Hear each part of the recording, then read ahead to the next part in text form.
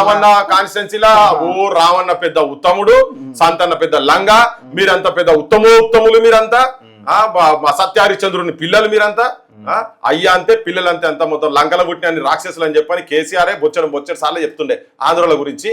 ఇవన్నీ రాక్షసులు, ఆయన రాక్షసే మీరు రాక్షసులే, తెలంగాణను దోసుకున్న దోపిడి దొంగలు వీళ్ళు. ఇవాళ వచ్చి ఆమె వచ్చి నువ్వు నేరెళ్ల గురించి మాట్లాడేది ఎక్కడ? అసలు వాళ్ళకుంటే ఏదో మూతి పని రాలగొట్టాలి ఆ నేరెళ్ళు బయటకు వచ్చి.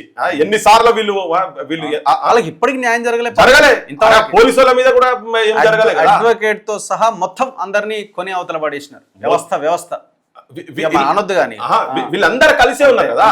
కవిత ఎక్కడికి వెళ్ళి వచ్చింది? ఊహిస్ కవిత ఆమె ఎట్లా చెప్తుందంటే ఏదో నేను మొన్నటిదాకా తుపాకీ పట్టుకొని నేను ఆశక్కనో లేకుంటే స్వర్ణక్క దగ్గర ట్రైనింగ్ పొంది వచ్చినా, నేను అడవిలోకెళ్ళి వచ్చినా, నేను ఇప్పుడే బయటకు వచ్చినా, నేను జనం తరఫుకెళ్ళి నేను ఉండి కొట్లాడాలి, తుపాకీ సరెండర్ చేసి బయటకు వచ్చి నేను కొట్లాడిన అన్నట్టుగా మాట్లాడుతుంది ఆమె.